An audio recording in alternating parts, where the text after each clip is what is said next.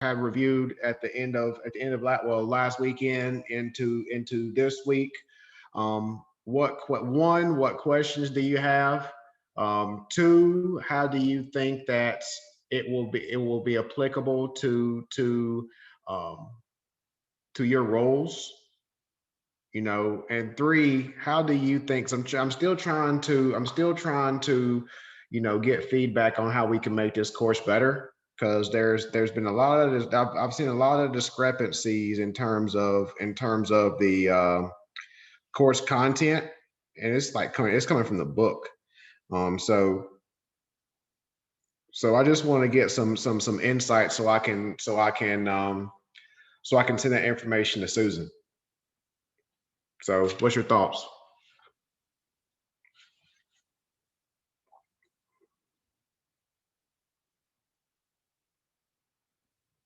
Are you trying to come off mute, Keith? No, I was just kind of laughing that everyone's silent. Oh, so you're good though? So far for this this week's a little bit tougher. I don't know. I kind of read some of the chapters last night, skimmed over it too quickly, I think, and I took the quiz and realized I need to look at it more. So Mhm. I don't have too much to say right now, just besides I need to look at it more. But other than Okay. that, What feedback does anyone else have? I feel like I went through the step by steps, but I don't quite understand what I'm looking at, even though I may be following the steps like outlined in the book and in the slides. So for example, I was working on our group project in the section of the experiment, and um, I guess I'm having issues understanding how the null hypothesis, like what it's really telling me data-wise. Like, I don't know, I'm just having a hard time understanding it. I can go the step by step and follow the directions, but as far as at the end, I'm just like, okay, so what is it telling me? So with the null hypothesis, you're actually trying to disprove. You want to disprove what you're trying to research, if that makes sense. Right. So you're going to so you have some assumptions. So you are hypothesizing. Let me think of an example.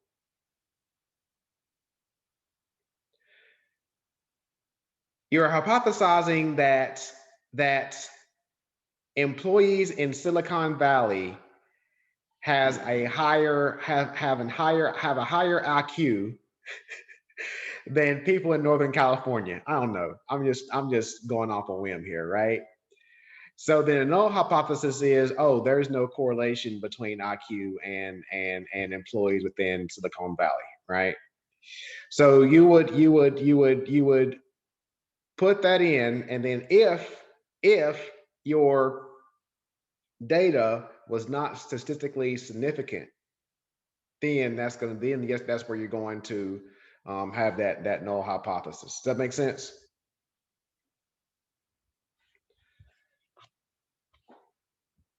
You say no?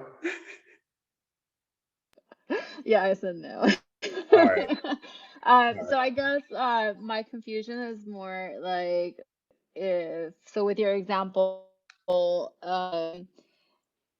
I set the HO to not equal or greater than a certain Mhm. number, and then again, I don't know. I just, for me, like I said, I can follow the steps and I can get the right answer, but as far as reading the data at the end of that I see. test, I'm So having you're a hard saying so you're time saying like that you get understanding all the it. calculations, but you're saying, okay, I got the answer. What the heck does it mean? Hmm. Right? Right. I was looking at it. Yeah, because I got all of that stuff for my experiment section on my group project, and I got to the end, where that's what the book said is the answer. This is the answer, and I'm just like, I have no idea what Yeah. it's telling me. So, But I mean, but I went through every single step, so I'm pretty certain that the calculation part is right. I just don't know. I don't understand what the data is telling me. So I don't know if I'm just missing something. But well, no, you're not missing anything, and that's common, right? And that's why I ended the discussion last week to say, what did you learn from this and how you're going to use it within your organizations, right?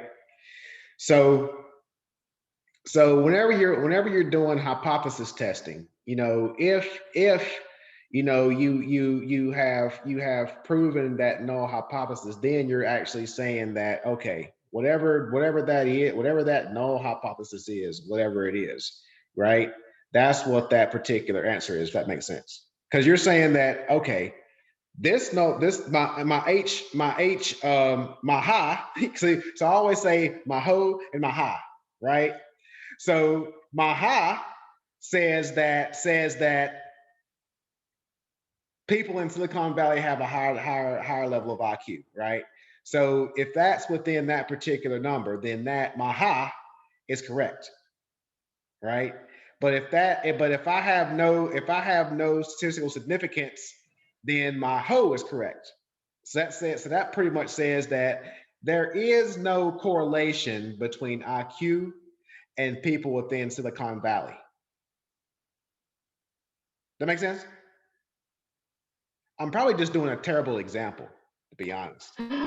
I mean, I don't know. I like I said, I read the instructions and that's what the book says too. It's just that There's Blair. like I came up with a number where, like if my number at the end made it to where I was going to, I guess, accept it. And Mm-hmm. so I didn't reject the hoe, I guess. Right. Didn't reject the hoe. But I don't know. Yeah. But I don't know. I guess mentally I'm just having a hard time like So I making would sense of say it. that I don't know. It might just be me. I don't know if no, anybody it's not. else It's is not like you. It's not you. It's not struggling. you. It's not you. I would say the thing to remember is to find something that you can relate it to. If that makes sense. So my thing is,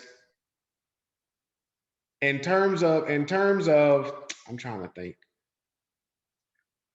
In terms of statistics, in terms of analytics, in terms of what we're talking about in this class and how it pertains to an MBA program, you have to input. You're going to be inputting this data into systems, and the systems are going to give you those null and alternative hypotheses, right?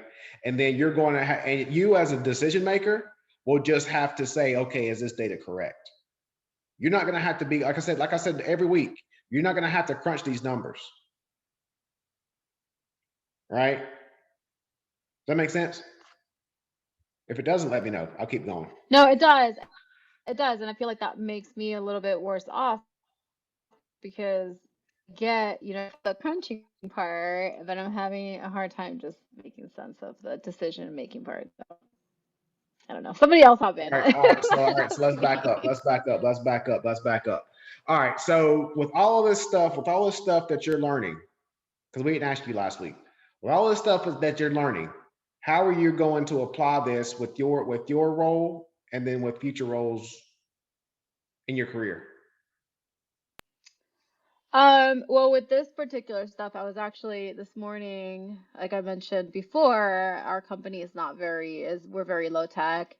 And I'm responsible for this particular project that we're having a lot of issues with our AC or HVAC systems. And so I'm going all the way back to like 2018, 2015 and taking a look at the malfunctions of these systems because they're like 7 grand to like repair. Mm-hmm. Um, and we spent like over $80,000 last year. So I'm trying to figure out better budgeting. And so as I was kind of putting a spreadsheet together, I was thinking about, formatting it in a way that I could apply the statistical methods that we've learned to come up with like some good numbers in the end. So I mean, that's one way. I don't know if necessarily like my employer is looking for that, but that's one way that I had planned to kind of look at the same data that I always look at, just in a different way. So to be better informed, really. So Okay. Okay. So you would be using this. All right. mhm. So let me keep thinking about this. So all right. So in that case, how would you use hypothesis testing for that HVAC test and data? What I was thinking would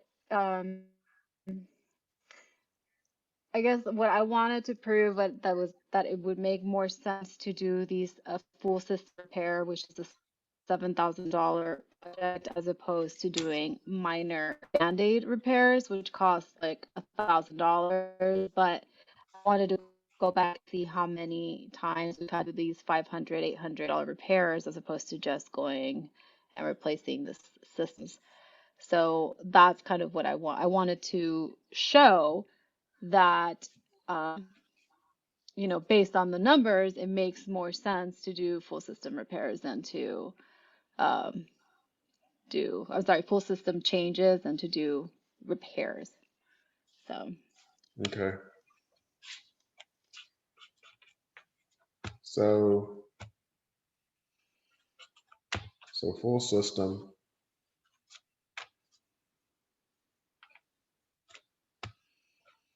So you would say your H1 would be your full system repair, right? mhm. And then your null is going to be just one-off repair, like $1,000 repair, if I'm You following mean correctly. the ha? The ha would be the. I thought the null hypothesis is the HO. Yeah, it's the HO. So your high is going to be the full system. Well, no, let me back up. The repair. Okay, so your null is going to be your full system. I had it backwards, right?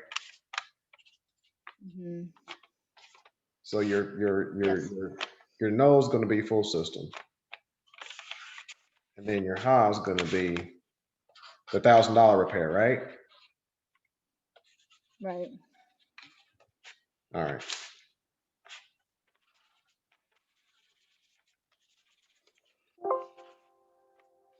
So based on what you've learned, how would you go about testing that hypothesis? I think.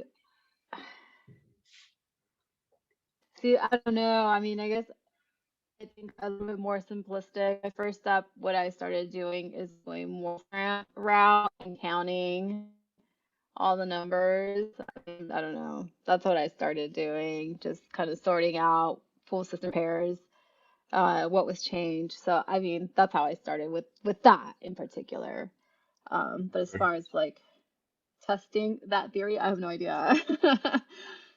You know what? Send me that data, and we'll actually work through that. If that's something you truly want to do, send me that, and we'll actually work through it and try to figure it out.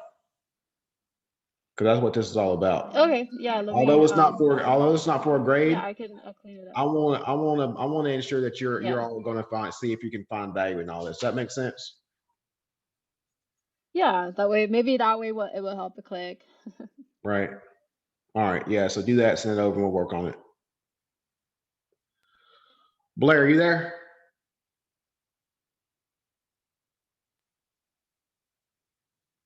Oh, she's on her phone. She's on her iPhone. Yeah, she said she'd be home in a couple minutes. Okay. I was like, Hi, I'm oh, here. there she is. Sorry, I just pulled up. I was listening in my All right. car. So yeah, whenever you log on, just log on here, and then I'll get back. Okay, I'm gonna hop off for just like 2 minutes so I can switch. Yeah. When you get back on the computer, I'll link back. Okay.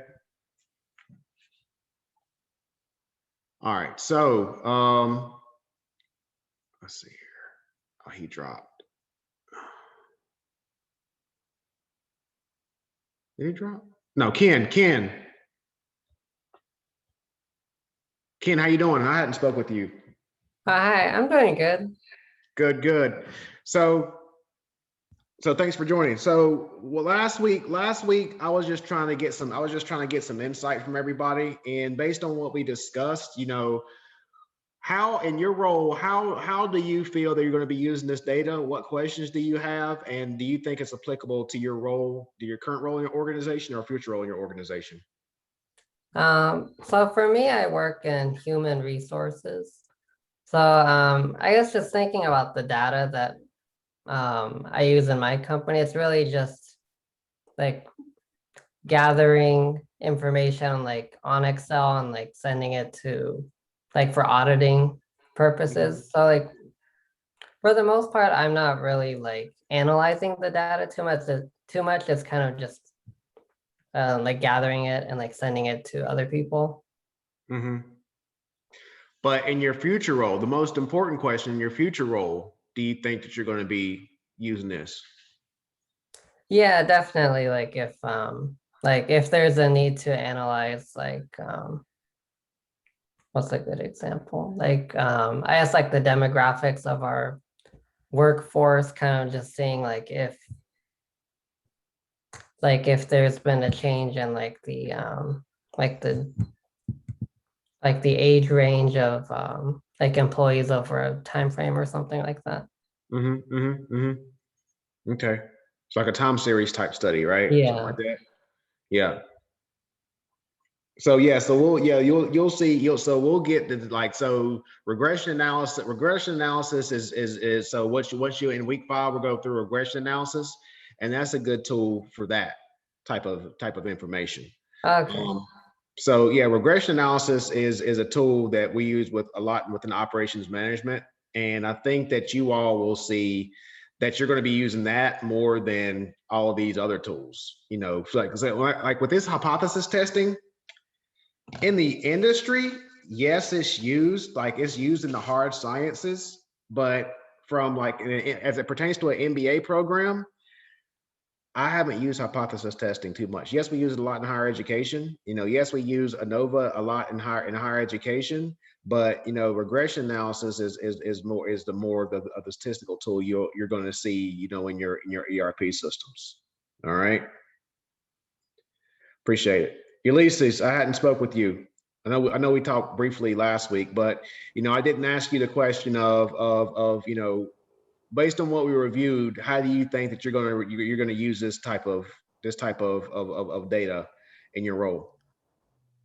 So I work in logistics. So Okay. there's a few different ways that I could use it. We have like a ticket system service, and pretty much what it does is, the customer will create a ticket and they want shipment starting at A to go to B.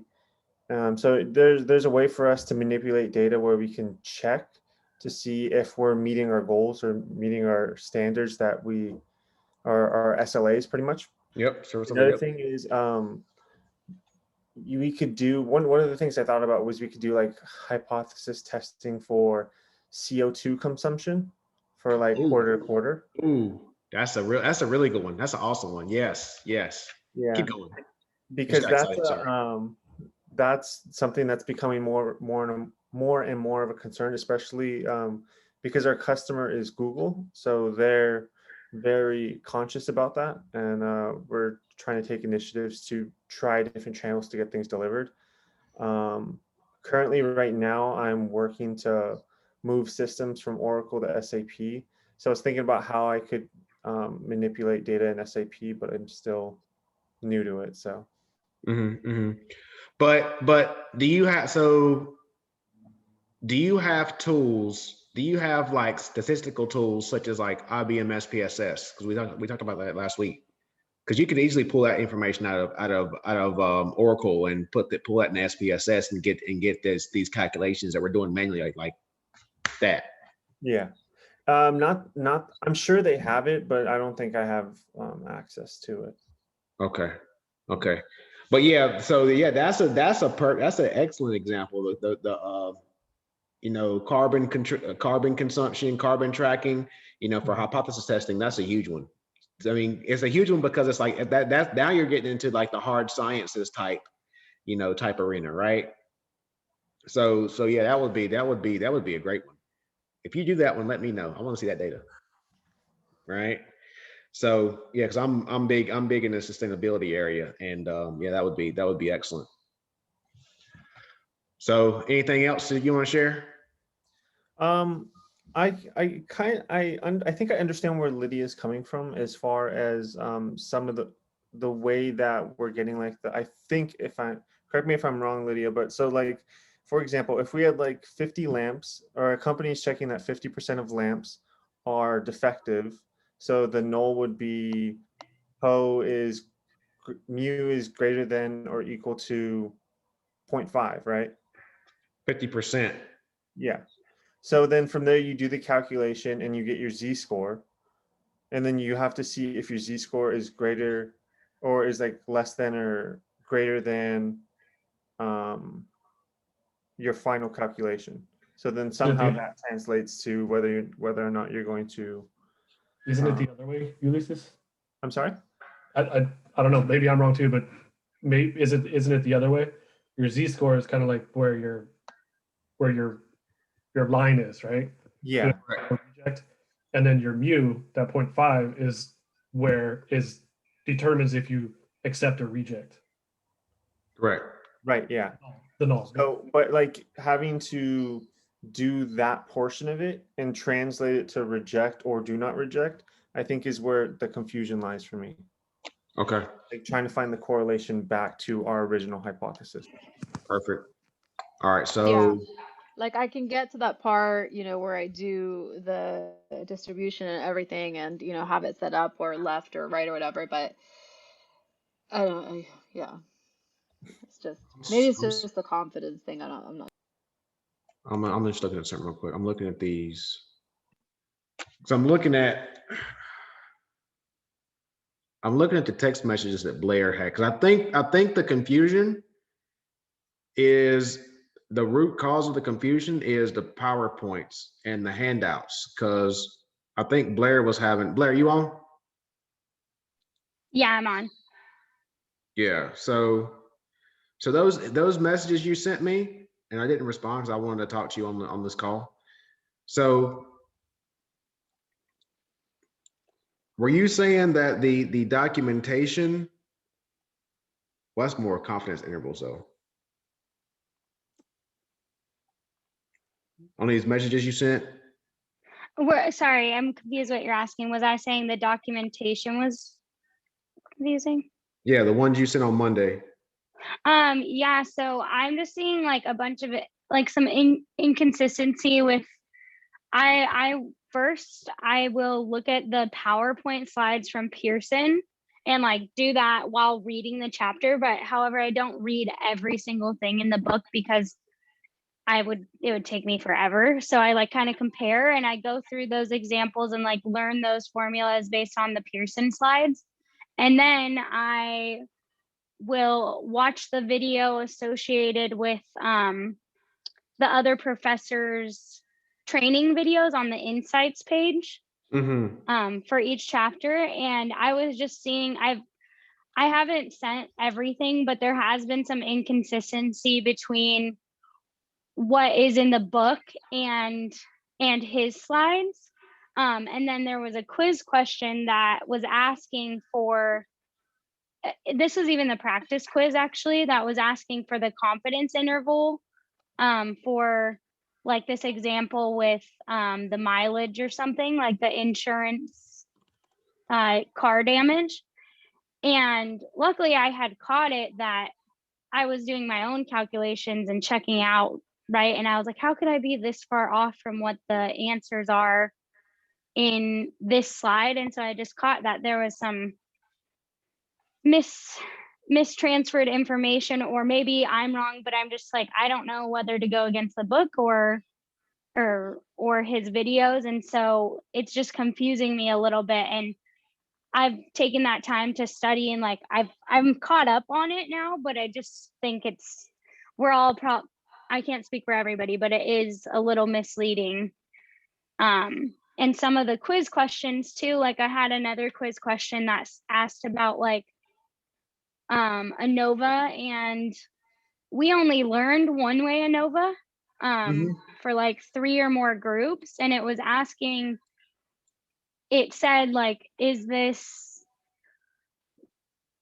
blank, and there was 2-way ANOVA, 1-way, 6-way, or 4-way or something, and I put 1-way because it was saying for 3 groups or more, like comparison, Mhm. and I got it wrong. So I was just confused because I also felt like, well, did I not read the extra chapter that we were supposed to? But I've been going off of what the readings say, and it said only chapter 12.1.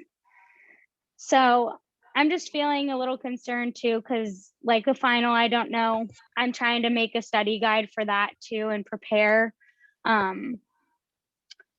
for that also on top of like the assignments and stuff, and kind of as I go, just for the sake of time.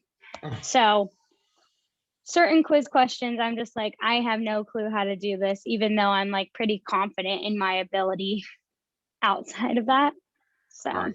So, all right, let me, all right. That's good. That's good feedback. Anybody else have any feedback? Because I think that we're going to pivot, and we're going to look at this doggone exam and see, yes. and go through the areas of the exam, because I don't want to, because we have a good, make sure I'm recording, make sure we have a good turnout. I want to make sure I'm recording, make sure, okay. It says you are on. All right, yeah, so we're good. So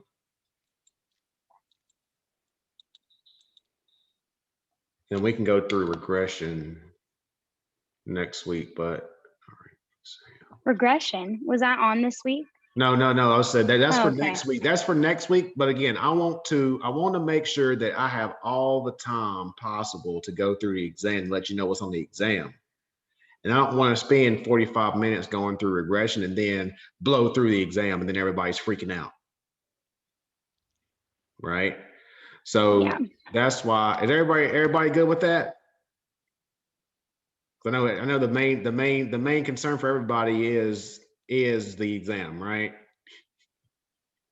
I know you want to learn this stuff, but you what? I also have one other concern. The paper. I mean, I think we're doing the calculations correctly and all of that, but I will say we're still working on getting it done. And for me personally, I was going to ask if you'd be okay if I think I'll have time to get the assignment due this week by Sunday as well. If you need more But time, I'm just kind let of me know. Let me see here. okay. Let me just go ahead and extend it now. How about Okay, that? that'd be awesome. How about that? 21st.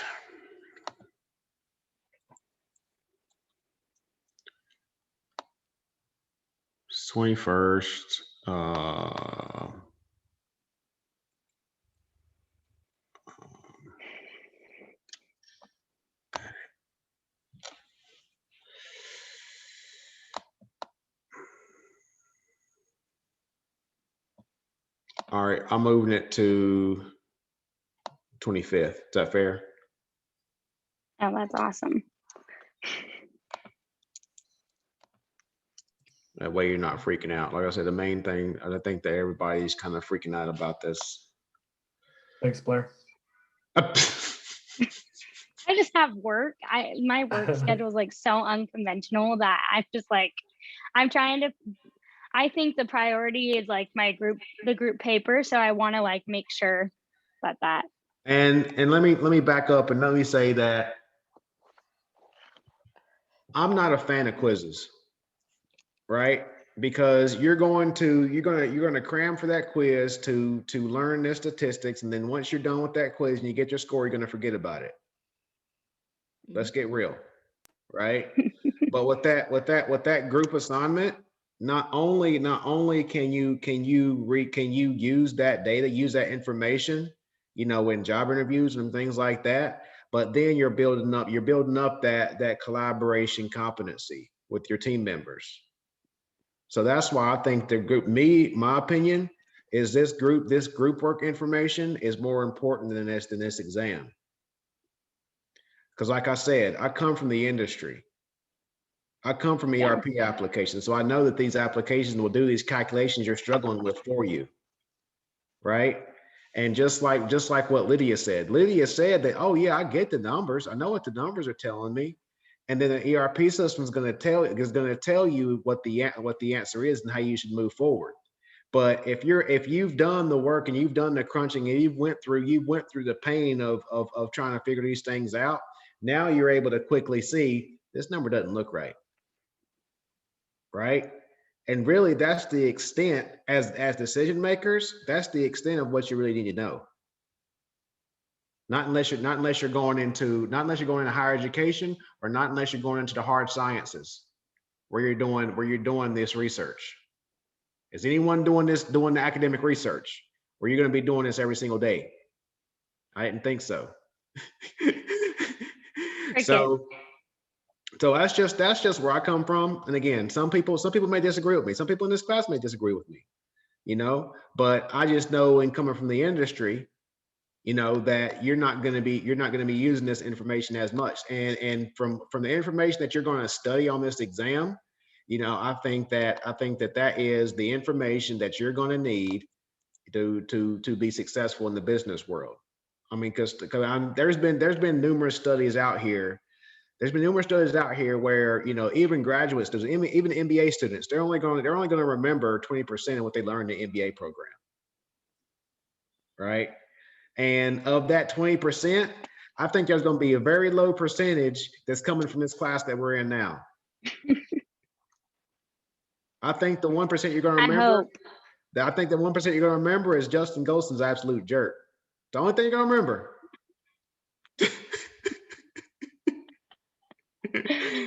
But I'm just, like I said, my approach is to provide you with the things that you need to be successful in this role. And if someone disagrees, we'll pivot and we'll go through all these calculations. But like I said, I come from the industry. I dealt with decision makers from the Intels, from the Siemens. I'm on the board of 3 blockchain companies right now as of yesterday. I just signed another contract, which I'm super happy about. We don't look at the statistics. Like we said last week, we hire computer scientists to tell us what these numbers mean. Right? So that's why I approach this class this way. All right. Does anyone disagree with that? Let me know. Be honest.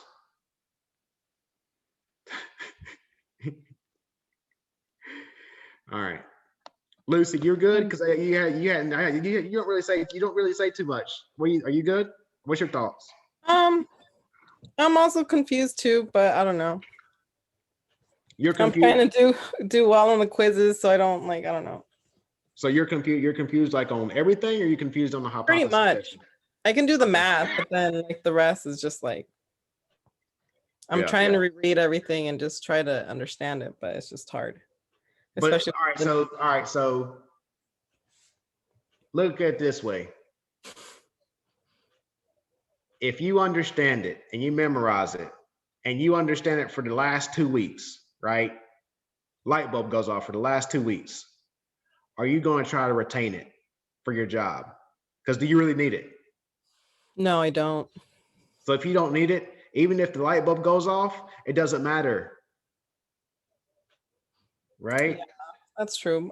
I just like math, so I like doing the calculation. So it frustrates me that I can't understand it fully. Yeah, so same thing with Lydia. If you have a specific example, we'll work through it, because if you have a specific example, that's when the light bulb's going to go off. Yeah. So like, for example, I teach operations management to in an MBA HM program to a lot of nurses, and nurses absolutely hate operations management. They don't think that way, right? They don't have that mindset. But whenever I put operations management and supply chain management into a hospital context, things they do every single day, then the light bulb goes off. So if you can give me an example and give me data of what you deal with every single day, then the light bulb's going to go off. Then you're going to remember it. And then whenever that once a year situation comes up, then you're going to relate back to it. Right? Yeah. I did doctoral statistics, right? And I hate it, but I don't have a choice. Right? I don't remember off the top of my head every single thing. I don't need to. You know? So again, that's why I approach things this way. So again, if you have some data that you want to review, send it, and we'll hop on a call and we'll crunch the numbers. Okay, cool. Star, what's your thoughts?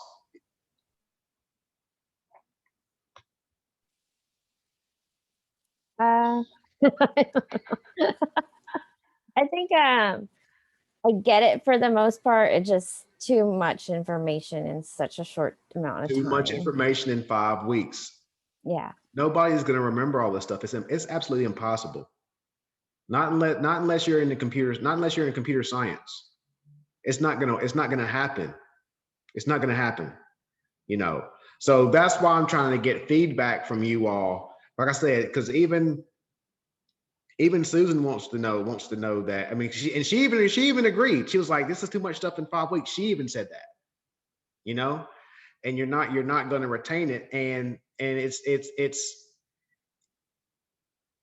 really not. I don't think it's doing you. I don't think it's doing you all any favors to try to cram all this stuff in 5 weeks, and you have jobs. Is anyone else taking 2 classes? This is the only class everyone's taking, right? All right, good. I was gonna say, if you're taking 2 classes, holy crud. I'll pray for you. But yeah, I mean, even 5 weeks, it's a lot. It's a lot, right? So, all right. Questions. So for the questions on the exam, all right. So there's gonna be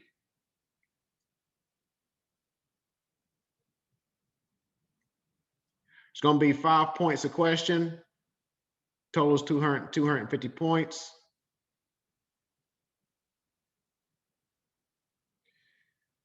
Did you see a question on the quiz that said an insurance company wishes to estimate the difference in mean damage to cars that crash into a barricade at 20 miles an hour? Someone will say. Something like that. Right. So that's going to be a confidence level question, confidence interval question. So you're gonna have a confidence interval question. All right. I'm not going to give you any answers, that's for sure. I have a question on the confidence interval, which I'm kind of confused on because of the tables that we were given.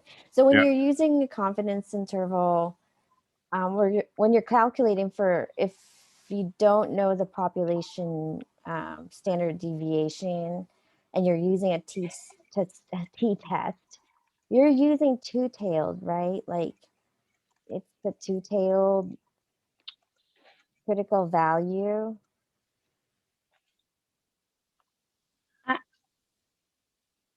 Go ahead, Blair. I saw in that only came clear to me this week. In the reading, I would have to take a minute to find where, but it did say that when you're being asked for a confidence interval, it is 2 sides of the question. So because you're doing plus and minus, right? So you're getting let's say it's at 95%, you're gonna be getting the lower interval on one side and then the upper interval. So when you're looking on the T chart or T or Z for something that's asking you for the confidence interval, it is a two-tail, is my understanding. That is Yeah, correct. I read it on the formula sheet later on too, because I was trying to put 2 and 2 together with like, why is my Excel calculation not matching with the T table?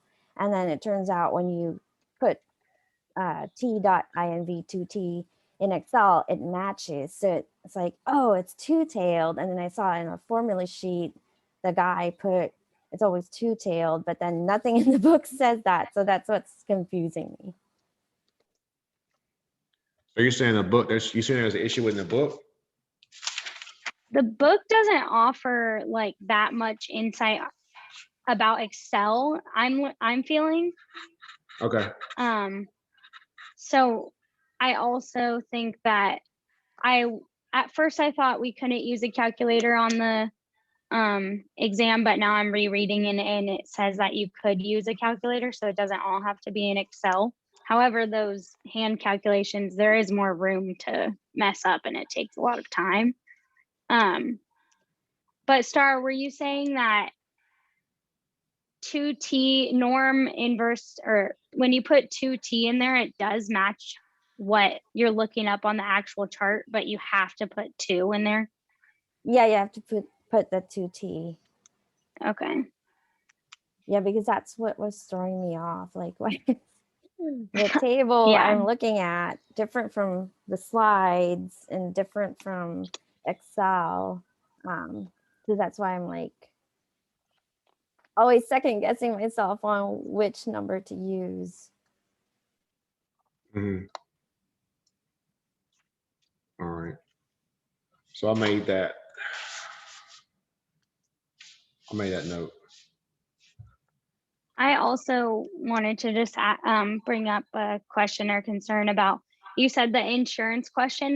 That was one of the ones I had sent you a picture of, that in the slides created by the other professor, my understanding is he has the wrong calculations in there, like the wrong numbers actually. So the book example is, it shows you, not that it shows you the right answer. I mean, you really could find that, but it was a little confusing. There was probably that same question on the quiz this week, that if you take notes really hardcore on his video that he does to present the information, those numbers for that insurance question with the barricade were incorrect.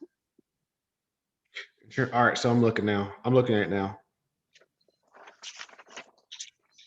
Yeah, so I'm sorry, in the picture I crossed it out, but it's really off.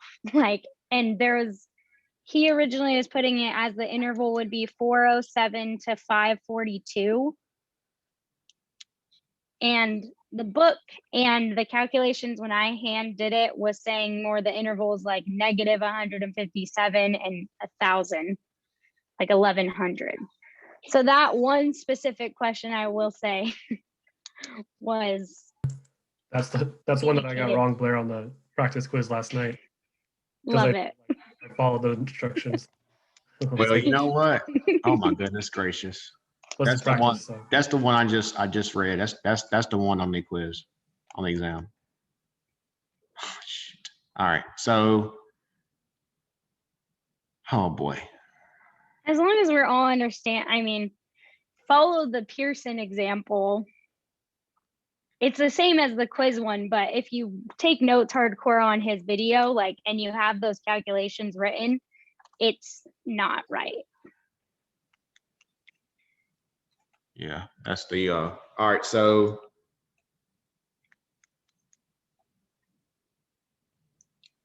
So yeah, that's the one. Do you remember the correct answer from the quiz? Yeah, it's negative 157.1 to that's the lower interval, and then the upper interval is 1,107.1. Yes, that's it. Okay. Even though everybody write that one down, because that's for real a confusing one. In the quiz, it's got 2 decimal points. I know. Yeah. All the questions, all the answers have 2 decimal points. There you go. That's easy to know. Yeah. So I'm saying all of them are wrong. Like all of them have 2 decimals. Every single one. Oh yeah, they're all. You see it? No, on my quiz it's only. Well, on the exam, yeah. on the exam, it yeah. Well, are we supposed to only do one? I must have missed that. Are we supposed to do 0.2 decimal points or no decimals? No. In the answer, it says 1,110.7.1. on my all the answers on the higher end have 2 decimals in it. Oh, Yeah. lovely. So like I said, just like in your quizzes, let me pause this. So yeah, the first question is on 95% or confidence interval. There's going to be a question on standard error at 95 confidence level. There's going to be a question on critical value at 95% confidence level. I'm not giving you answers, I'm just giving you the topics that's going to be on here. Then you're going to get a question. You're going to have a question that asks about the sample size and the confidence interval of 95%, and it's going to ask you what's the critical value, what's the t-score critical value in that particular scenario.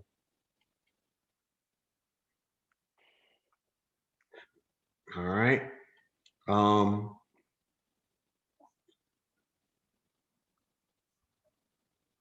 Let me see here. This question.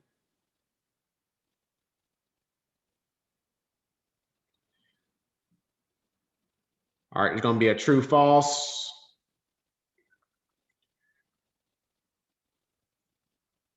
True false on a point estimate formula. So understand the point estimate formula. You're going to have a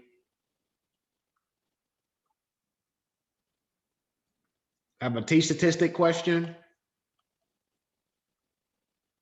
There's an ANOVA question that's going to give you the critical value, and then you have to figure out the conclusion based on the 2 inputs, based on the two numbers that are given.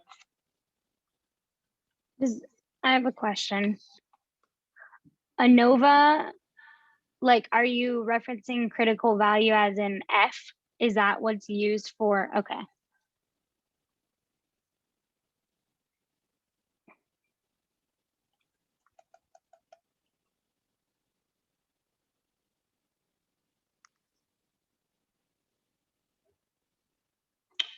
All right, so you have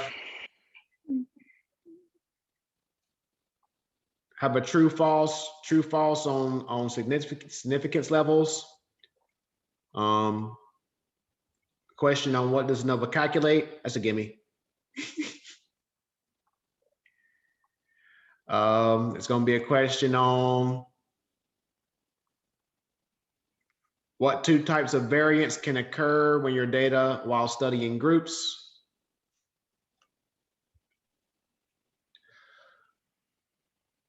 Standard error. So you're going to be given some inputs. Then you're going to say, what's the standard error while calculating the confidence interval? If I'm going too fast, let me know. You're going too fast for me, but. Well, let me know then. You said there's 2 variances that occur on when you're studying 2 groups, right? Which one? Hold on a minute. All right. So what are 2 types of variance that which can occur in your data while studying groups? Okay. Thank you. Did you get the last question? I didn't get that one after it. No. You did not? Okay. So No, I did not. you're going to be given some inputs, right? And then you're going to have to say, what's the standard error while calculating the confidence interval? Okay. You good? Yes, thank you. You're going to be given some numbers, and then you're going to have to calculate what's the point estimate when calculating the confidence interval.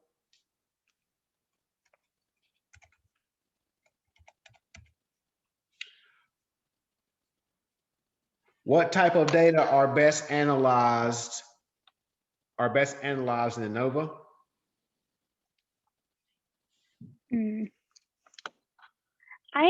Blair, you don't have to answer it right now. No, I know. No, I know. I'm just kidding. I don't know. I looked for that answer and I have no clue. I think it was in the notes. In the Okay, I'll look again. But I didn't know that one. It stated like at one of the bottom of one of the slides. It said something about being. Okay, I'll look it up. Thank You can go ahead and say it. I'm not. It's experiment. It's Yeah. ANOVA is an experiment. Yeah, it wasn't like Okay. it's a knowledge check in the insights or something. Is that where it was? Also. Was, Oh, that's cool. I thought correlation because I thought it was like comparing to, but that was, I know, probably more regression. So So It's on. It says it on slide 7, chapter 12. okay, thank you. Keith is giving answers, and this is being recorded too. Okay, Keith Smith. We're just working as a group. There you We're go. collaborating. Hey, if we were There you in go. class in person, you best believe we would go over to the other person on that homework and ask, like, how did you find this? I got this wrong. Like, can you help me? Where did you find that answer? All right. So I love it. I love the collaboration, seriously. All right. So you're going to have a question. So if you have one Y variable and one X variable, what statistical test will you use?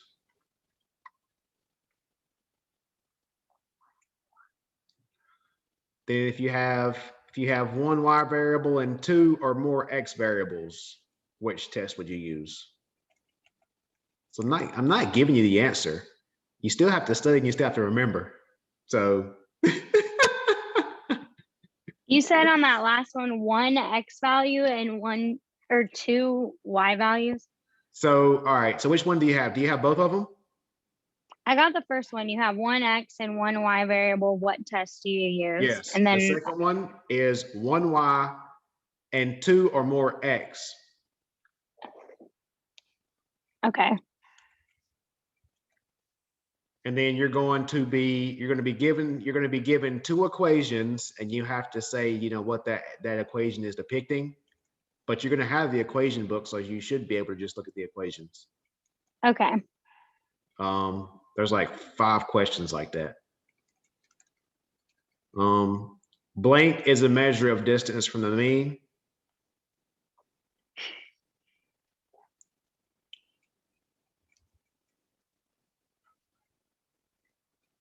I thought that was a trick question on like one of the first quizzes and I got it wrong.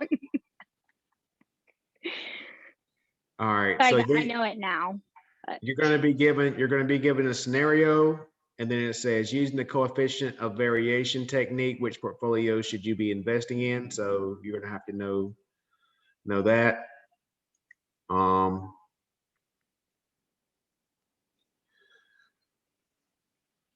What is the defined ratio of the standard deviation to the mean?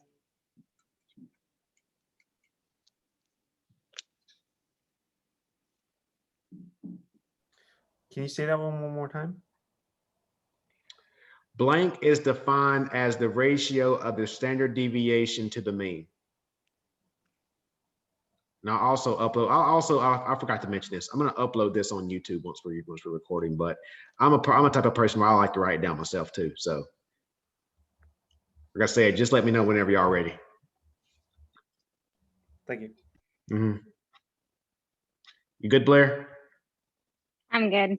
Okay. Thanks. I'm like that annoying person. Sorry. No. I So got a question. well, that's why we're doing this, right? Yeah, this is great. You're not doing this for chit chat. Definitely not. Doggone My it. I chit thought chat you might- usually has a beer involved. All right, so the value in the data set that occurs most frequently. That's just a gimme. And then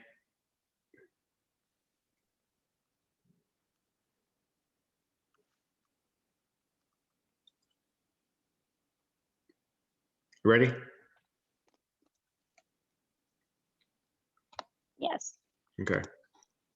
I'm looking at both screens. And I can only see you, so that's why I keep asking you. So I'm not calling you out. That's you're the only person I can see. No, I think it's because I keep my thing off mute. Okay. So, Yeah, you're the only person I can see. All right. So let's see here. What's used when we have a large sample size of greater than 30 samples?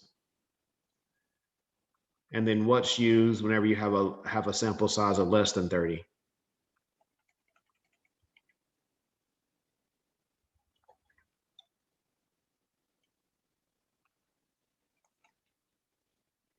And then, okay, hypothesis testing. Here we go.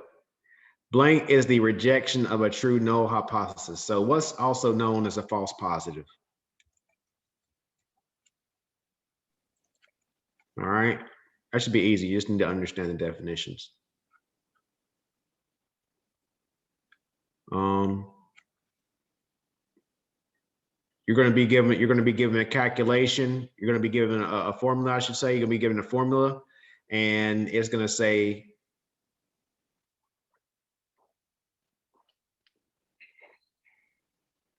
in the equation below where Y means the quantity sold, what is the quantity sold when the marketing expenditure is 0? So you're going to be given a formula and you have to calculate that. Should be simple. Same situation, you know, what's Y equal whenever the quantity sold is 2? It's just simple calculation. R squared question.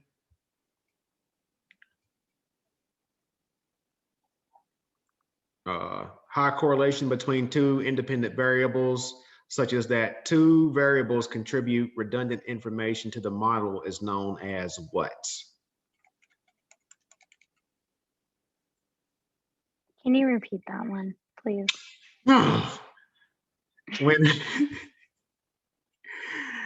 When highly correlated independent variables are included in the regression model. Oh shoot, that was the wrong one. Sorry. This is the next question. All right. So keep writing. All right. You messing me up. Okay. Sorry. They can adversely affect the regression results. Okay. All right. So then going back to the other question, a high correlation between two independent variables. Let me know when you're ready. Such that Yes. two variables contribute redundant information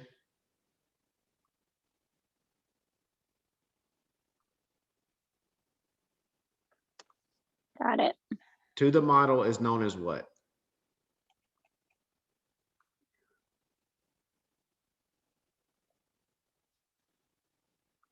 Perfect.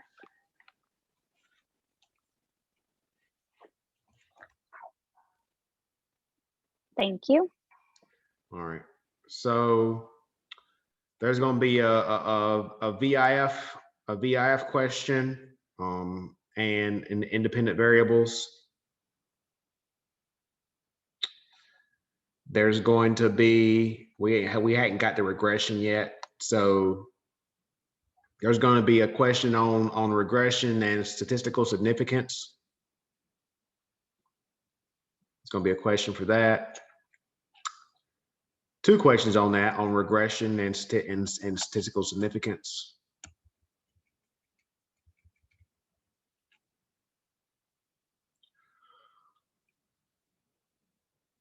Three questions on regression. Do we get 4? Do we get 4? Do we get 4?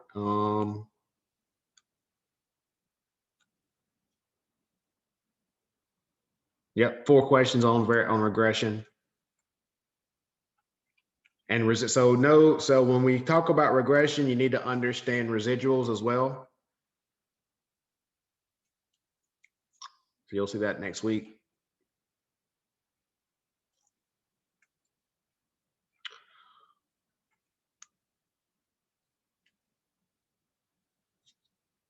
Ready?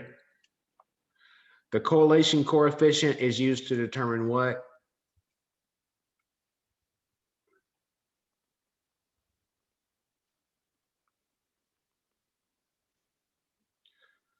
you're going to have to understand, ready? Yes, did you say correlation coefficient? Yes. Okay. Is is used to determine what? Perfect.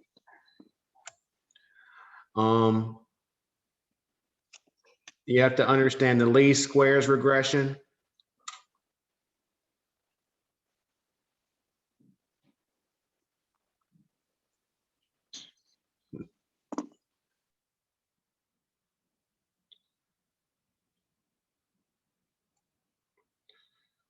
You have to understand some calculations.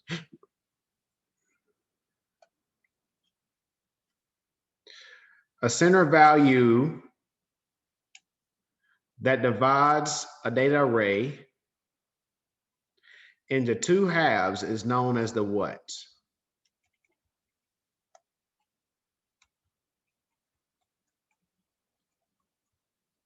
Holy crap.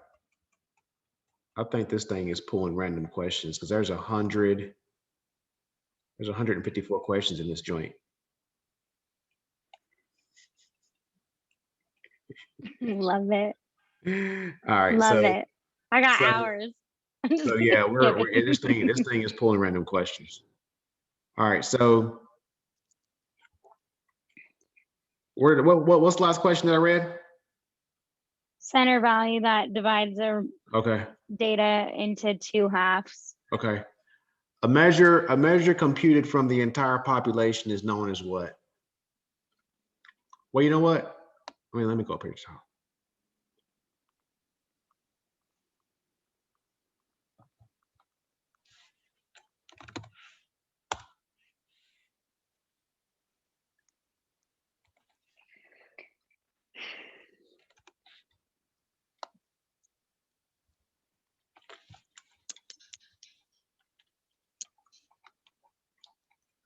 You know what? No, I think no, I think you're able to pick out of these questions. I could be wrong. I gotta check.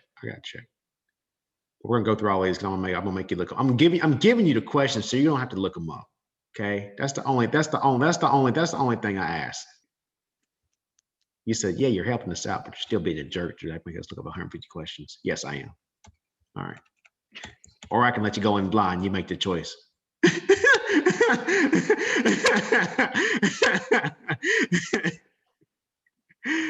All right. What was the last question? I lost place again.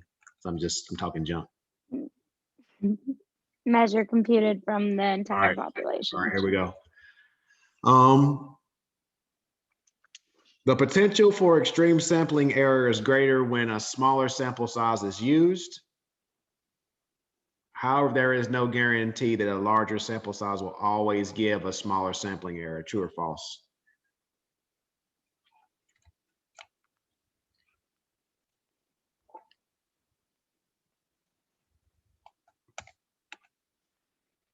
Then you ready? Yes. All right. You have to figure out what you have to understand a residual plot.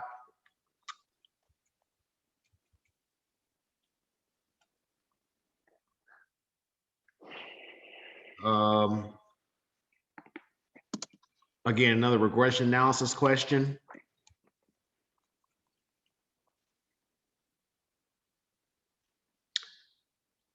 Another regression analysis question. If you know regression analysis, you can pass this test on regression analysis alone. Adjusted R square, understand what that is, understand the definition of adjusted R square.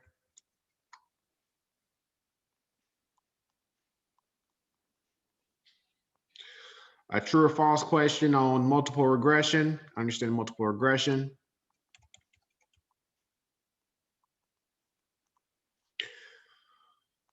Understand ready? Yeah. Understand the correct format when reporting ANOVA in a multiple regression model.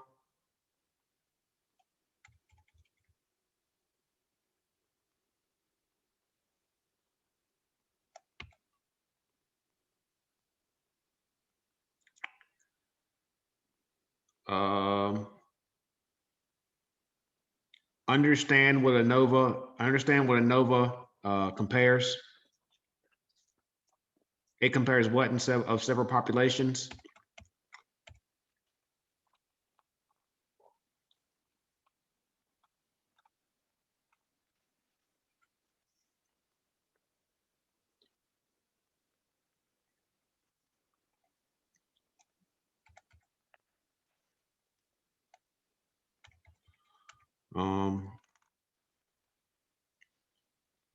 Question on statistical sampling techniques and clustering.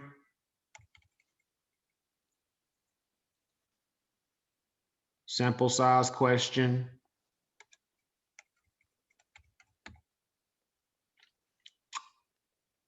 Consecutive data for at successive points of time.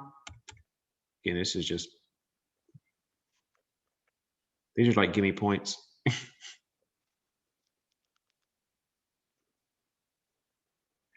A set of data values observed at a fixed point in time.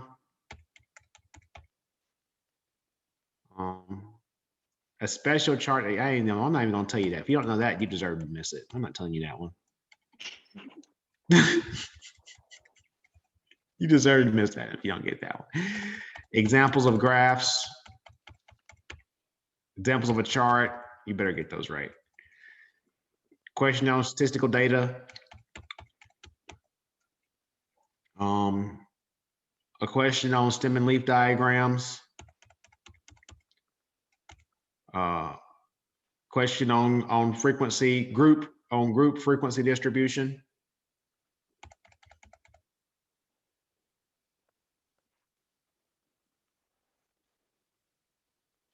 Frequency distribution.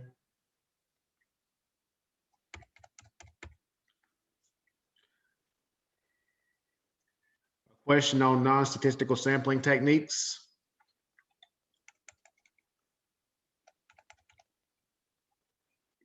Ready?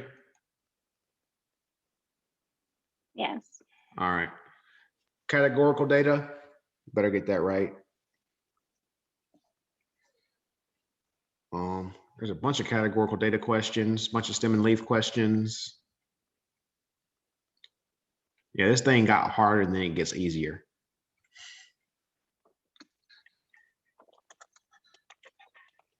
Histogram question.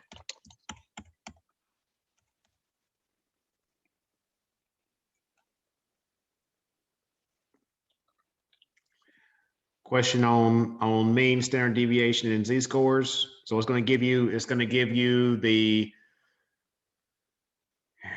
test mean, standard deviation. It's going to ask you to calculate the z-score.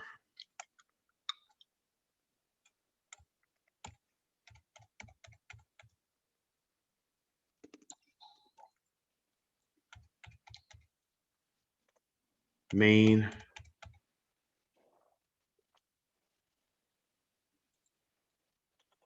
Difference between min and max. I'm not even gonna say that. You better get that right.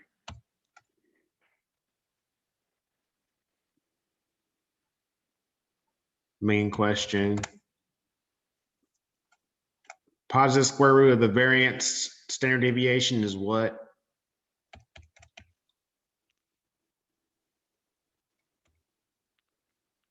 Have to find the median for a question.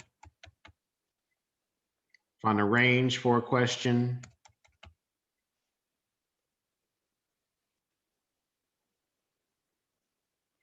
Sampling error question.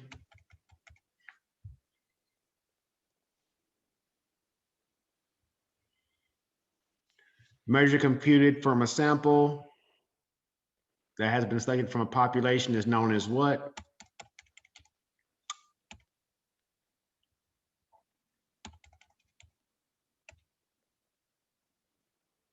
Z-score question. Another point estimate question.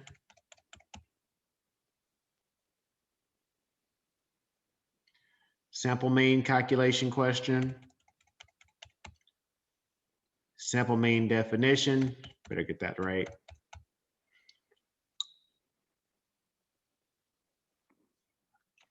Confidence level question.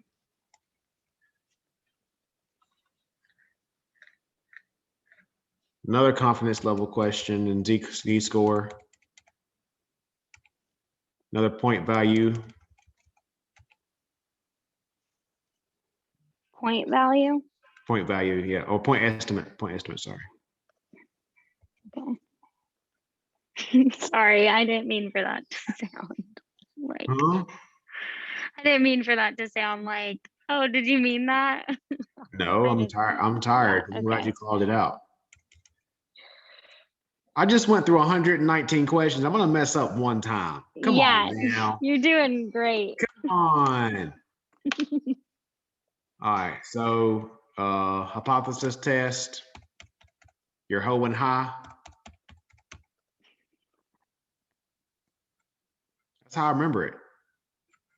Me too. You will now, right? Another hoeing Yes. high. T statistics. P values.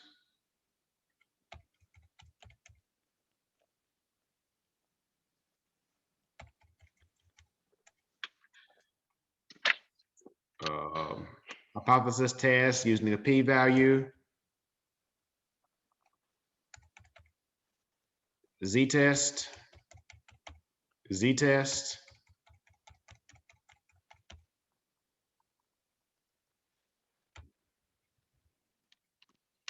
Z-score. Simple mean.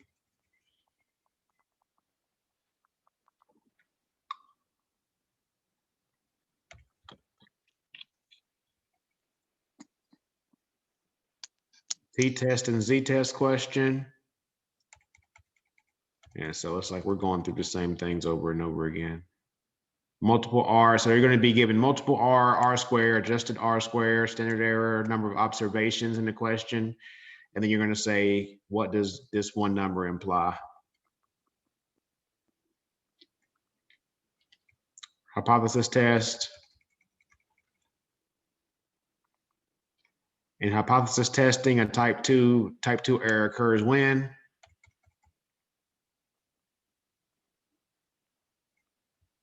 You should get that question right, and I'm going to say it. Probability sampling technique, know that. Z-score question.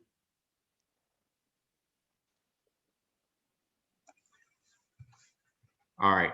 How many levels or groups are usually there for us to use a ANOVA rather than a t-test or a z-test? It's a good question.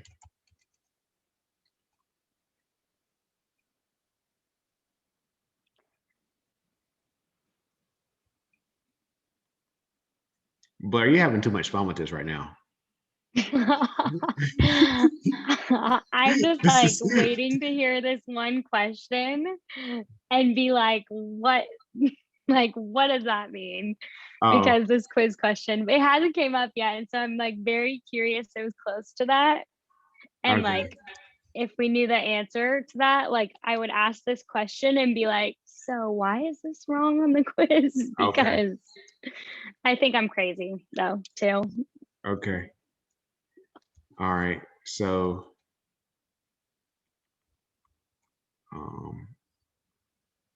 what else? But we'll see if it comes up. I'll definitely ask because I'm curious if it would come up wrong. I know if you have to jump, I know we've been going for a while. So you have to jump this, I'm gonna upload this on YouTube. It normally takes a while for it. It took like an hour and it'll be up on YouTube tonight. But it's not an announcement, but I think we're close. Never mind, no, we're not. Let's wrap. What question was, read the last question so I can make a note and then we'll finish doing this next week. I don't want to keep people over an hour. How many levels are there to use for a ANOVA instead of a t-test?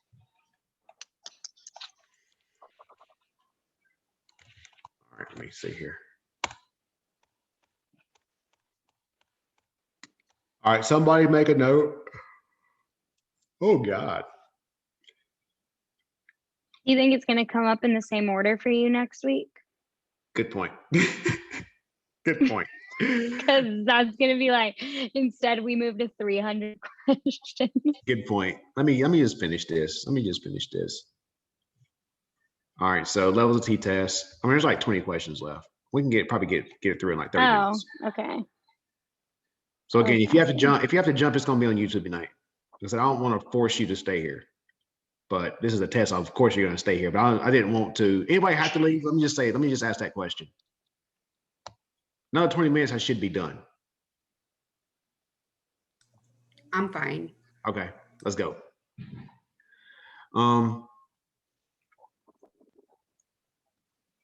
No hypothesis.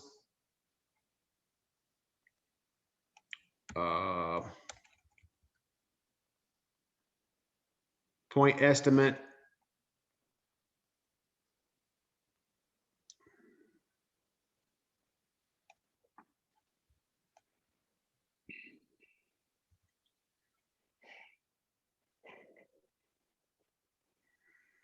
Regression. A bunch of regression questions. Hypothesis testing, z-scores.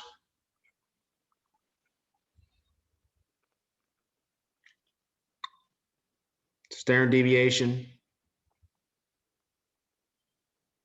Standard deviation.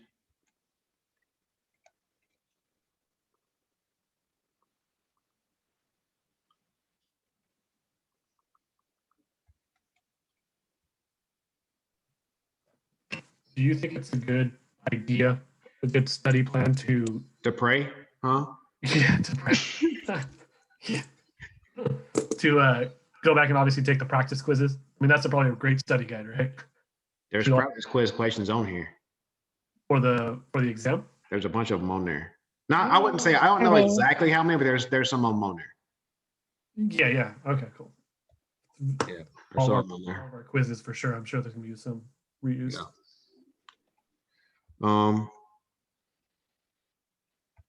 Like I said, I don't know exactly how many, but there's some on there. Residuals question.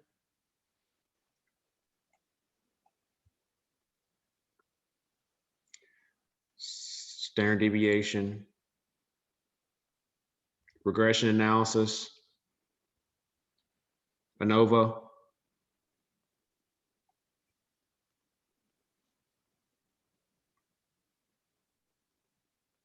Null hypothesis. Just out of curiosity, did that ANOVA question have multiple numbers, or was it also asking about like six-way Just ask the ANOVA? question. Just yeah. Say again? Just say The it. question that I got wrong on the quiz says the blank compares the mean differences between 3 or more groups that have been split on 2 independent variables called factors. For example, Yes, finding if team. That's it. Okay. Were we supposed to learn 2-way, 3-way, 6-way ANOVA? Do you know if that's next chapter? Because in this chapter, for sure, I don't know if anybody else learned 2-way, 3-way, or 6-way. There is no 6-way ANOVA. Agreed. I put I'm like, what? the answer that I put on the quiz. Yeah, because I'm looking at the slides now, and it stops at slide 31 in 1-way ANOVA. Yeah, so essentially the answer should be that. Probably. No, okay.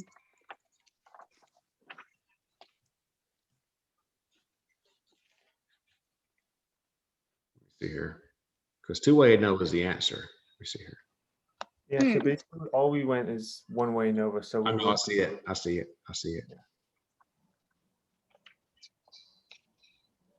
That's sounds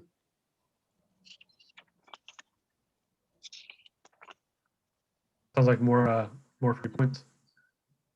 2-way ANOVA.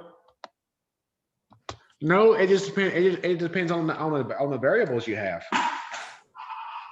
So two variables, 2-way ANOVA, 3 variables, 3-way ANOVA, right? Is that Well,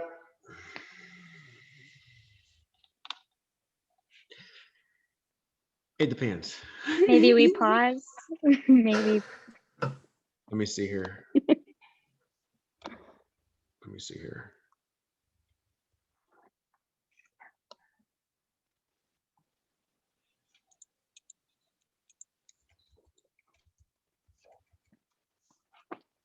I gotta look at that one. I think that one. Yeah, now I gotta look at that one. As a matter of fact, I might even delete that question. Deal. Let me see if I can delete it. Let me see if I can delete it. I think I might be able to.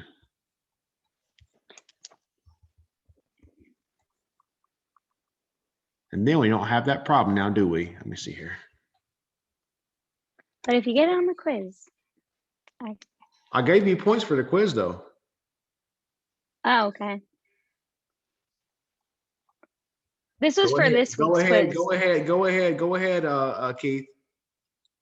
Because Blair brought it up. I didn't take the quiz yet, but not, so she did. Say thanks, Blair. Yeah, thanks. I helped last week. We all contributed last week. Yeah. Yeah, so I'll give everybody points for this week as well. I literally just feel crazy when I don't like when I get a question like that and I'm like, am I missing it? Like I can't find the answer to it like anywhere. So that's why I'm glad it's kind of confusing for everyone else. The thing is, all right, so and like I said, I'm like dead serious. I don't know who created this class, but in their defense, whoever this person is, whoever Satoshi is, it's very difficult if you're a statistical person to keep all these things within that given week. Yeah. Right. Especially if you're talking ANOVA, you're gonna throw ANOVA in within that chapter. And it seems like from a textbook perspective, that chapter ended with one way ANOVA. It didn't even mention two-way ANOVA. You know, even with the Pearson slide. So whenever he created that quiz and threw it in that week, he probably just assumed that two-way ANOVA was in there, and that's where that question came from. So, because I've done an analytics class before as well, which was dumb on my part, but it is indeed very difficult. I can only imagine. Yeah, and so, taking it into putting those questions into lower level language also, like, because for a person teaching the class, like they get it, but you know, kind of transferring that so it's not. And institutions are different. Where I had to create a statistics class for students that were not in the School of Business, but that were going into a Master's of IT. So I added all these statistical formulas and calculations and videos and things in with the class. And the dean said, Justin, no, take this crap out. He's like, we're not, people in business don't do statistics, you know. So they took the approach that I take, right? Well, we teach you, we don't crunch a single number, but we teach you how to read the statistical processes. We don't calculate anything. We teach you how to read. But then at Cedarville University, they wanted all these calculations in there, just like this class for an undergrad class. Their undergrad class was like this class. Just imagine. Yeah. You know? So yeah, they had 8 weeks of like this, and then they had 6 weeks of Tableau. You know, so they did all the calculations, and then they took all those formulas and calculations and put them in Tableau and created visualizations. You know, so that's why I would like this class to go into. Like, you give an overview for 2 weeks of the calculations, and then you spend the last 3 weeks in Tableau to visualize this data. That would be cool. Because that's what you're going to do as decision makers. You know, that's where the real value would come in. But anyway, yeah, that question is deleted. Okay, great. Thank you. I told you residuals, right, for the 6th time. Yeah. All right. I think it was 5 times. You made me lose my place because you made me delete that. So now I got to figure out where I was at. What was the last question I read? regression analysis. All right. So rejecting null hypothesis. Put that one in there.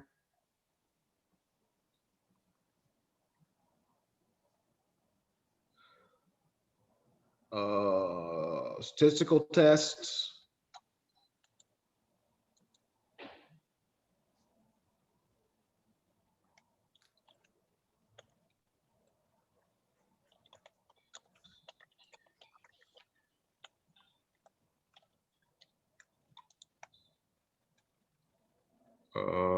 Rejecting null hypothesis again.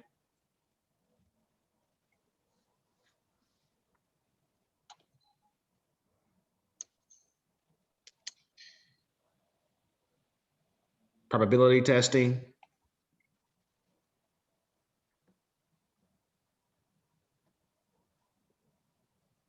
P-values.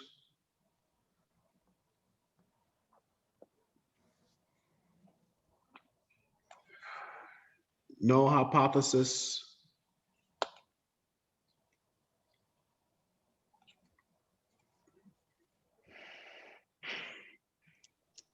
Sample mean.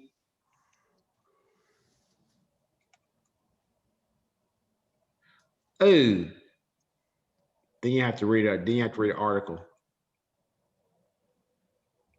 Yuck. We talking like a 6-page article or like? Yuck. All right, hold on, let me see here.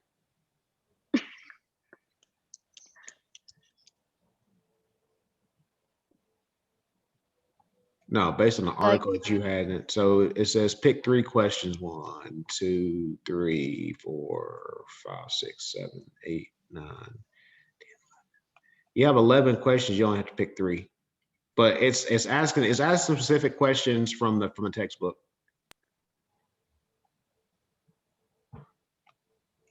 Oh, is it like like those articles we read in the first 3 modules, like those PDFs? Yeah, Turpin Marias. Yeah. Okay. 1, 2. Yeah, so read that. Make sure you read that. 1, 2, 3, 4, 5, 6, 7, 8, 9, 10, 11. There's 11 questions. You only got to pick 3. Just from that article, or is it also on the? It's I just that gotta one find the article. last. Turpin and Marias. Okay. It's just that article. Understand organized anarchy from that article. Okay. Oh, never mind. I lied. Royston. So Royston's article, you need to know about rational egoism.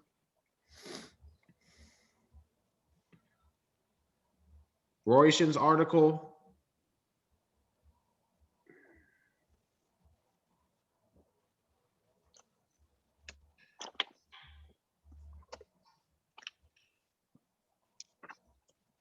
You need to know about the dual processing model.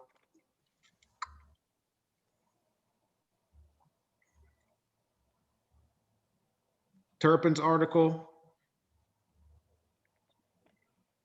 You need to know what model is talking about satisficing.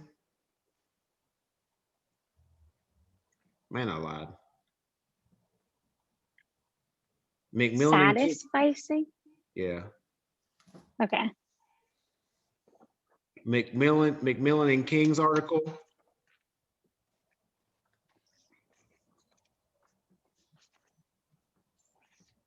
McMillan and King's article, you need to review group decision making and know about that.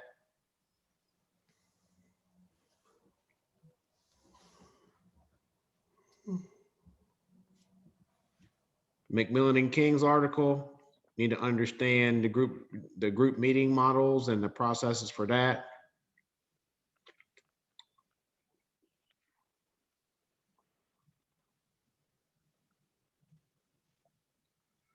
McMillan and King.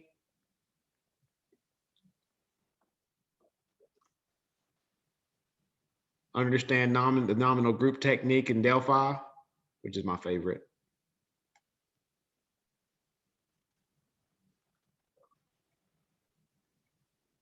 Turpin's article.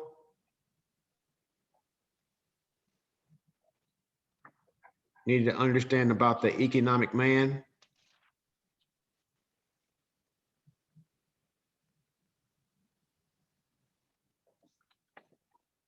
Turpin's article.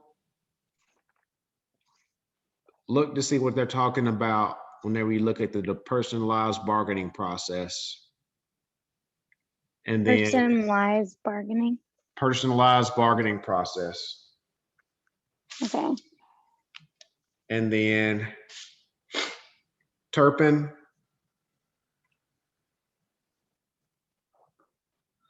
When they talk about a step-by-step process of incremental actions.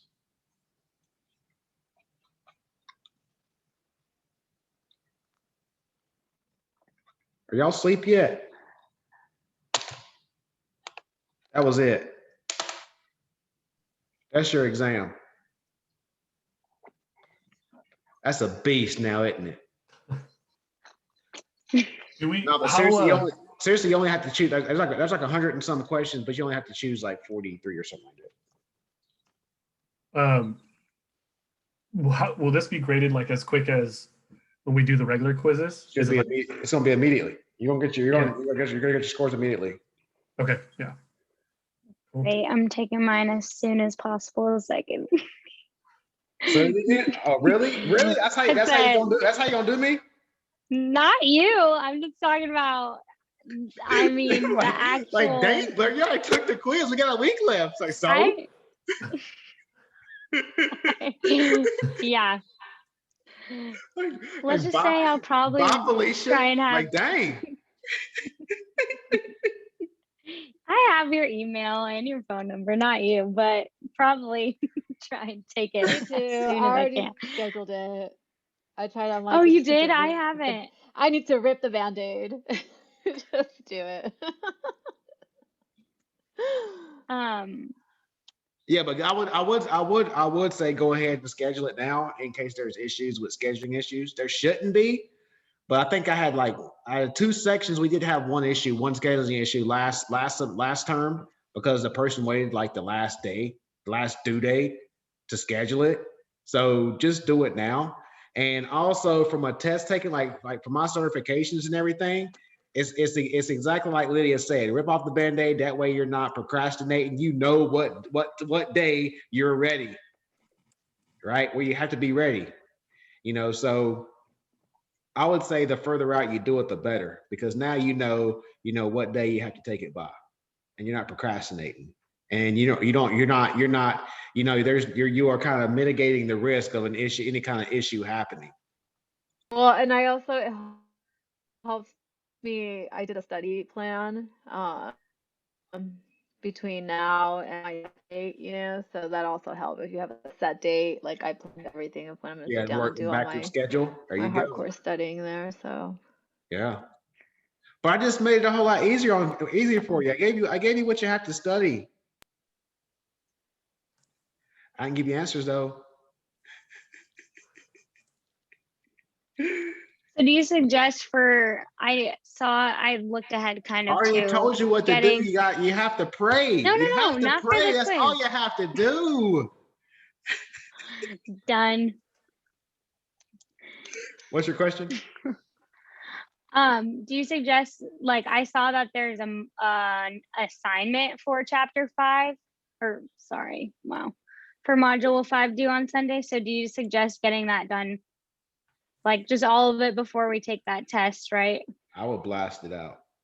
I would get all the work done that way you're not, because my thing is, like I said, I've been in grad school.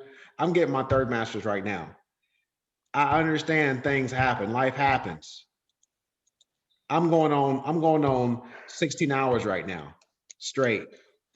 I understand life happens, so just get that work knocked out. Oh, look at the little baby. Get the work knocked out, and that way you can relax and prepare for this exam. And like I said, next week,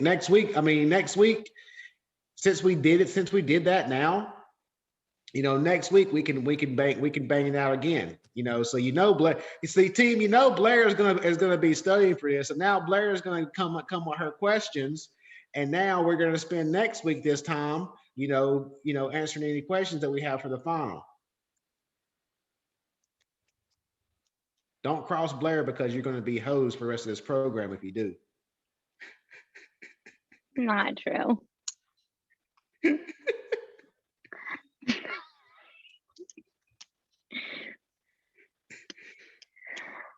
Well, I gotta schedule my exam, so I'm behind on that one.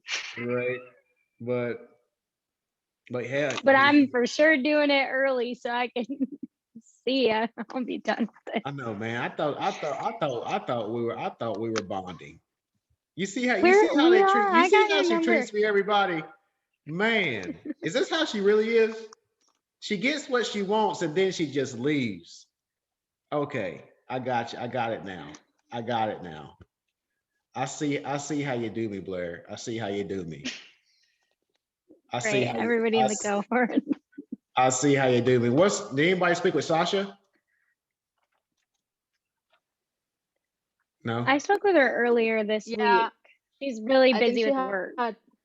she had like a big conference she was heading, so Okay, she's been okay. like go for the last few days in a row, so she's really tired.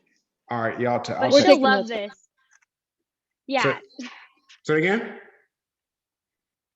I said she'll love this. We're taking notes for her, but she'll watch this and she'll love this. Okay. Yeah, you called her out, so. Say again? Said, yeah, you called her out on here, so she'll get her. Well, yeah.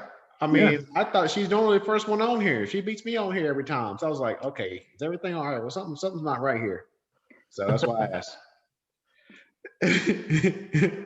Yeah. Yeah, she just had that conference. All right, perfect. Good.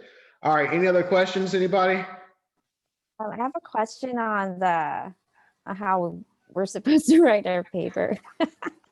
I'm kind of confused when I'm writing because you're supposed to write like your fill, but then it's an academic paper, so you can't write as first person. Can we write in first person or how do we do that? Ooh. My thing. So if you already started, do it however you want to. I am not a stickler for that because my thing is I want you all to create meaningful submissions that you can actually use in your jobs in your organization. So if you have already started, in a certain way, then go ahead and keep doing that. Right. But in that case, if you're acting as Phil, you're just doing an assignment for the sake of doing an assignment. But if you already started doing that, don't start over. All right, because I want you all to be able to pull data out of this, and be able to use it. Like for a perfect example, in my graduate program at Penn State, I pulled data, I pulled research from my graduate program in 2012 because it was seminal data. It was data that was first introduced by a certain author, and I put it in my dissertation 7 years later. Because it was the first time that data was cited, so I was able to do that. It wasn't too old because it's the first time it was said. So the whole point is I want you to create something meaningful so you can actually reflect back on it, later on. Yes, many of you probably aren't going to get a dissertation, but you might be writing white papers, right? So if you're researching something, you can pull something out of a white paper that you did here, right? That's my ultimate goal. So that's your question. That was a long-winded answer. No, it's good. Thank you. I have a quick question too. We were kind of confused. Does it have to be certain number of pages? No. No. Okay. I hate reviewing fluffs for you to get like five pages for the sake of getting 5 pages. I hate that. Okay. As long as you're addressing all the questions, as long as you're creating a substantive submission, you're not going to have a problem. Okay. All right. Because for some reason I thought we mentioned 20 pages last time, and I'm like, I don't know how we're going to be able to get 20 pages because a lot of his calculations. Right. So yeah, don't worry about the page limit. Like I said, I don't like reading fluff.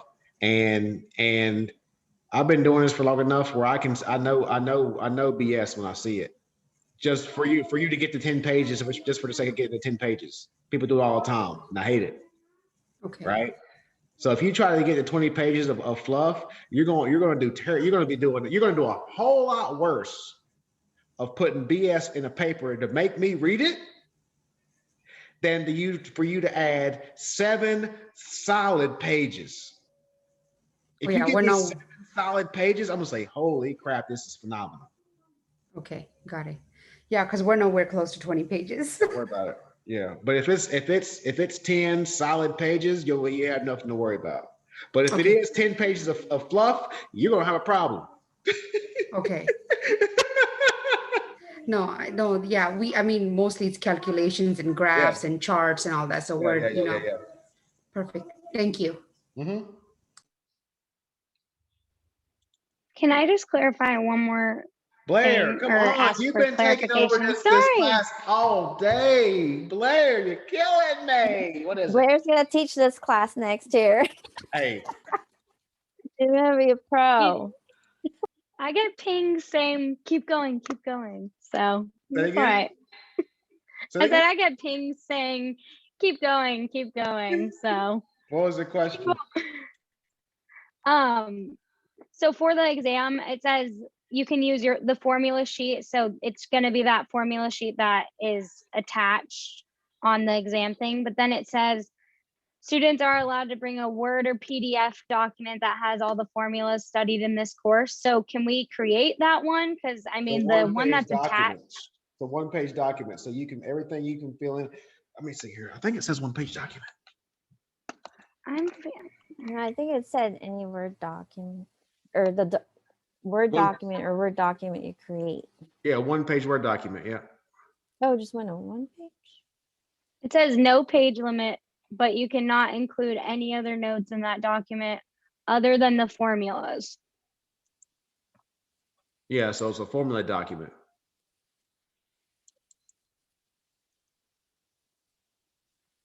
And then those proctors, the proctors are gonna pretty much say, hold your paper up, and you're gonna be like this. And they'll be like, hold it closer. You'll be like, you kidding me right now? Can you read that? You're gonna be doing that crap. So do we also print out? Okay, go ahead. Sorry, Blair. Oh no. Well, I was just gonna ask, like, how detailed are you? Are not you? Are they on, like, looking at your stuff? Depends on what proctor you get. Some of them are absolutely terrible. They take their job. Okay. They take their job seriously. I'll put it that way. Okay. So could you put like a key to some of these symbols? Like That's not a formula. the formula? Okay. Lydia, you might have to get rid of your beautiful mind wall. I know. That's what I was thinking. Now again, and also some of them will also, like, if they like see you looking up or looking around, they'll be like, oh, pick up your laptop and scan your room. Like they'll literally say scan your room. Like that. Yeah, I have a huge, like, whiteboard with all my notes and stuff, so Yeah, so maybe I'll wear my sunglasses. Some of them will do that. That's not gonna They're work. prescription. They're my sunglasses. So can we at least print out our formula papers that Yes, only the formula paper you'll be able to print out. Okay, all right. I think there was no calculators, right? All the calculations had to be done, right? I think we're allowed to use a calculator. We don't have a calculator. We probably can't use our cell phone. No, oh no. Thought I'd ask. Can we use a TI-84? Oh man, I'm looking. Blair, didn't you say? Who said? I thought Blair, did you say you seen where you could use a calculator? Yeah, it says you The are allowed to open a. instructions. Yeah.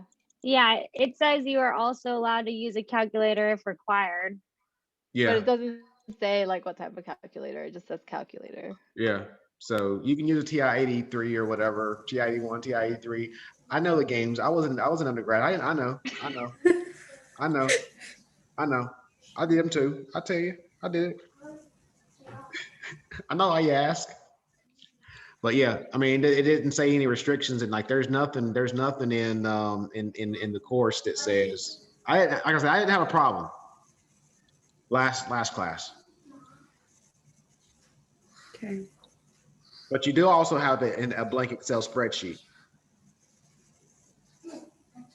And a blank A4 size paper or papers to take notes or performing your calculation.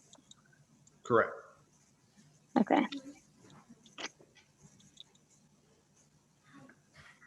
All right.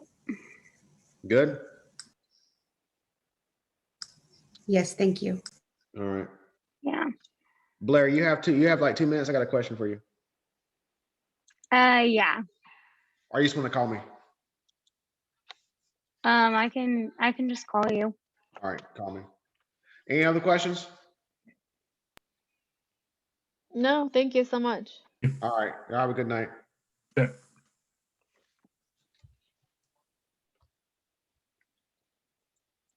Or you can just stay on here. Oh man, let me stop. Like, oh man.